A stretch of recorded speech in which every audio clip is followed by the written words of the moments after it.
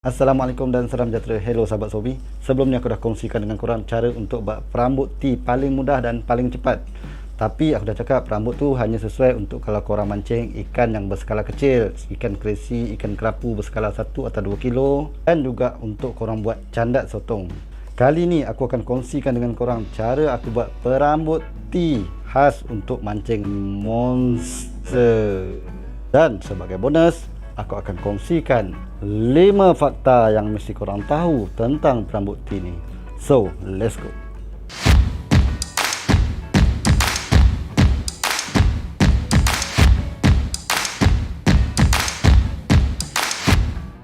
Okey, nak buat perambut untuk monster kan. So, apa bahan-bahan yang kita perlukan adalah tali perambut berkelitrilin. Ni tali favourite aku. Kenapa aku suka dia, aku dah explain dalam video sebelum ni. Korang boleh check nanti. Okey, lazimnya aku akan pakai macam ni lah, saiz 40, 60 ataupun yang macam ni 80 pound, ni special case lah. Bahan seterusnya dah tentulah nak ada mata kail. Lazimnya aku akan pakai saiz mata kail 3, 4, 5 ikut saiz target ikan aku tu. Dan mata kail Daichi ni memang mata kail favourite aku. Kenapa favourite aku? Okey, sebab mata kail ni ketajaman dia cukup baik. Mata kail jenis mata kail yang tahan, tak mudah berkarat, boleh pakai berulang kali, dan harga yang sangat berpatutan lah pada aku. Okey, so tak adalah mahal macam Gamakatsu, tapi performa yang sangat baik. Okey, dan so far selama aku pakai ni tak pernah lagi kangkang lah. Walaupun aku pernah naik, aku rasa dalam saiz 11 kilo, masih tip-top lagi. Right, kemudian kita perlukan kata batu ladung. Okey, saiz batu ladung aku tak nak cerita lah sangat tentang berapa saiz yang aku selalu guna. Okey, dia memang bergantung pada kesesuaian ikut keadaan arus pada masa tu. Aku tak ada nak cakap, kita boleh pakai saiz 6, 8, 10, 12 kilo, setengah kilo, 24, 32. Alright, yang penting adalah batu tersebut mesti cecah pada dasar. Okey, pada dasar, dan dia boleh ketuk lantai. Alright, kemudian kita perlukan juga, macam selalu aku cakap, secubit air liu. Korang jangan lupa secubit air liu. Alright, let's start. Okey, yang pertama sekali korang kena tahu adalah, korang kena tahu minimum 4 jenis simpulan lah. Alright, simpulan yang korang kena tahu adalah figure 8 knot. Aku dah tunjuk dalam video sebelum ni, boleh check dekat sana. Kemudian untuk ikat mata kail, korang boleh pakai snell knot. Dan yang paling penting dalam buat T-knot ni, hari ni aku akan tunjukkan adalah adalah Albright knot. Anggap ini adalah tali perambut anak dan ini tali perambut ibu. Lazimnya aku akan pakai, kalau tali perambut anak aku pakai 40 pound, tali perambut ibu aku akan pakai 60 pound. Kalau tali perambut anak aku pakai 60, tali perambut ibu aku akan pakai 80. Ada sebab dia, sebab kalau perambut tu putus, dia akan putus pada perambut anak. So kita hanya akan hilang mata kail. Tali perambut ibu masih selamat. So secara tak langsung yang akan selamat adalah batu ladung. Sebab batu ladung antara kos bahan pakai habis yang paling mahal lah dalam hobi mancing ni. So jimat-jimat. Okey, jom kita start. So pada tali perambut ibu, buat gelung macam ni. Dan pada tali perambut anak, masukkan ke dalam gelung tersebut. Okey, kemudian pegang pada sini. Okey, jarang-jarang gulung tak jadi manis. Kalau gini aku guna jadi manis. Masukkan ke dalam gelung, pegang tagline dan buat lilitan. Berapa kali lilit? Kejap lagi aku explain.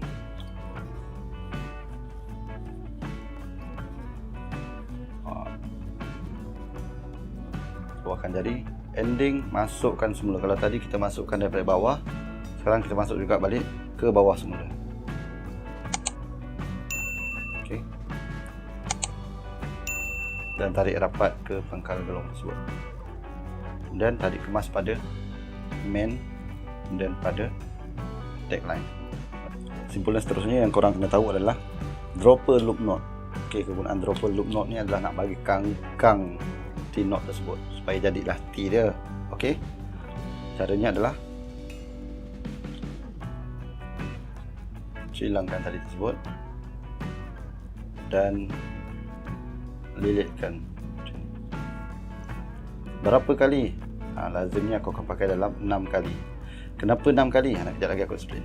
Alright, dah dapat macam ni. Tadi yang Albright knot ni kita masukkan ke dalam loop tersebut.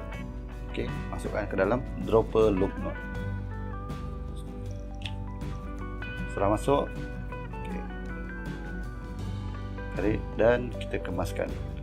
Okey, tadi aku dah cakap antara bahan yang kena ada dalam buat knot ni adalah secubit air liu. So make sure korang basahkan dulu pada simpulan tersebut. pada tempat yang kita akan ketatkan, sama juga pada Albright knot tali ni, supaya tali pancing tu tak terluka masa kita ketatkan simpulan. So sebab kalau tali dah terluka, simpulan tu cantik lah macam mana sekalipun, kekuatan dia akan out. Seterusnya, kemaskan, tarik je. Okay, kalau jadi macam ni kan, macam mana nak buat? Tarik macam ni. Okay, tarik semula, bagi dia rapat. Okay, bagi Albright knot tadi tu dia rapat kepada dropper loop knot. Seterusnya kita tarik.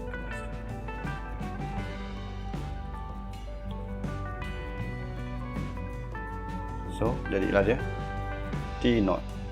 Baki tagline ni boleh potong. Tapi sebelum tu, untuk tali perambut anak ni nak pakai panjang mana? Lazimnya yang aku guna dalam 1 kaki setengah ke 2 kaki, depend juga. Ok, tengok kesesuaian. So sini boleh ikat dengan apa? So boleh lah, macam biasa lah, pakai je snell knot, paling mudah. Tak perlu risau untuk pakai snell knot pada perambut bottom, sebab target ikan bottom bukanlah target ikan yang bergigi tajam. So tak ada masalah. Tapi kalau korang mancing dan target untuk ikan yang bergigi tajam macam tenggiri ke barakuda ke, aku tak syorkan korang gunakan snell knot. Sebab snell knot ni ada kelemahan dia, kalau macam ikan bergigi tajam dia akan sambar dan dia boleh gigit pada tali tersebut. Bila dah putus kena gigit, jadi memang bangau dan kumpau lah. Alright, so kita sambung buat lagi untuk satu mata lagi. Alright, aku buat laju je.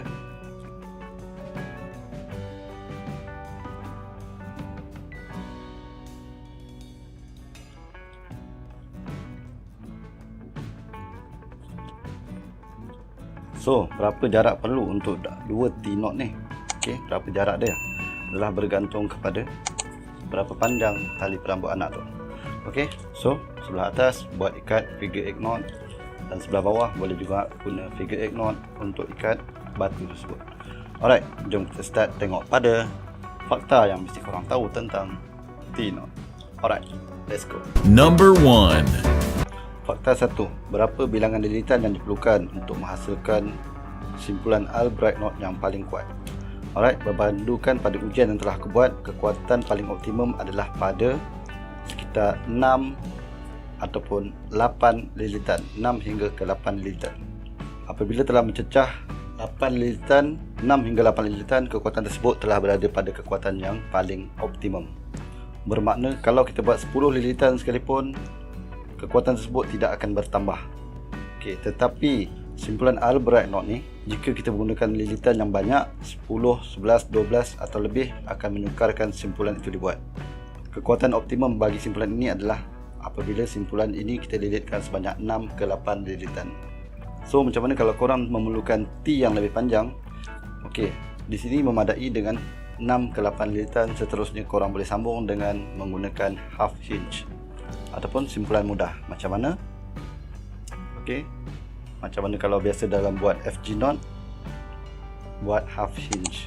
Alright, tetapi hanya sehala. Buatlah ikut kesesuaian berapa panjang yang diperlukan. Okey, half hinge ni macam ni lah. Masukkan tali tagline ke dalam gelung antara mainline dan juga tagline.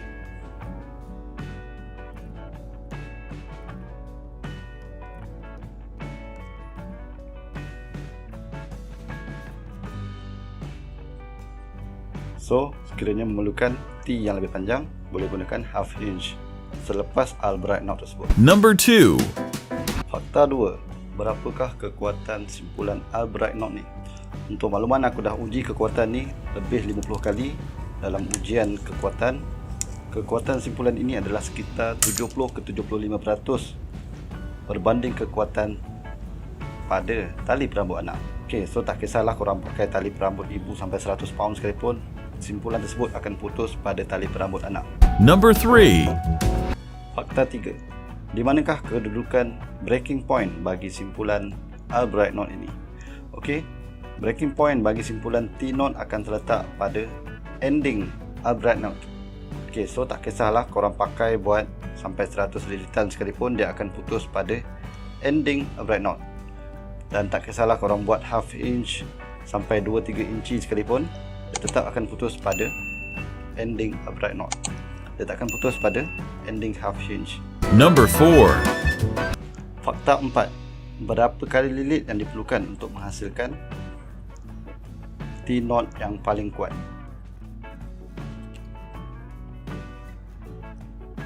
Macam aku cakap tadi, breaking point bagi simpulan T-knot ini adalah terletak pada ending upright knot.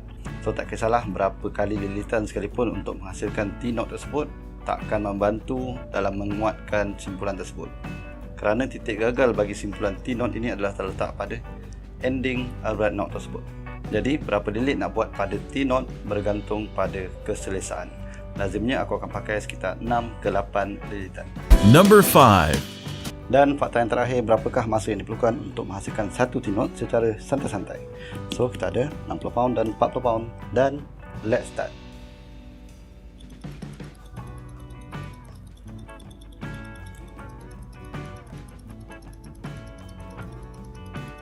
Masuk dalam gelung dan lebihkan tagline. Nanti saya explain kenapa saya lebihkan tagline. Basahkan dulu dan tarik kemas. Potong ikut kesesuaian berapa panjang rambut anak yang diperlukan. Buat T.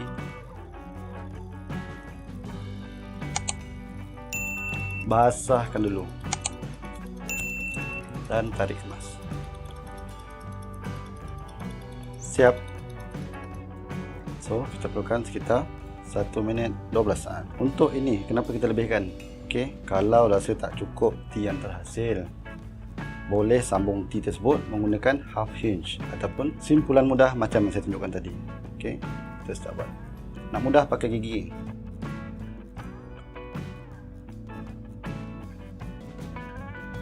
Terpulang nak panjang mana. Kalau nak panjang lagi, sambung lagi buat half hinge sampai habis tali tagline. Bila dah dapat, siap, sekitar macam ni terpulang. Yang ending ni kalau nak buat lock menggunakan double half hinge ataupun triple half hinge, terpulang. Tapi saya maklumkan tadi, tak ada fungsi sangat pun sebab dia akan putus dekat ending upright knot. Fungsi half hinge punya simpulan ni hanya untuk memanjangkan T tersebut. Tapi terpulang. Kalau rajin buat, kalau tak rajin pun tak ada masalah, memadai dengan T sekadar sampai ending upright knot. Ending ni boleh kita potong.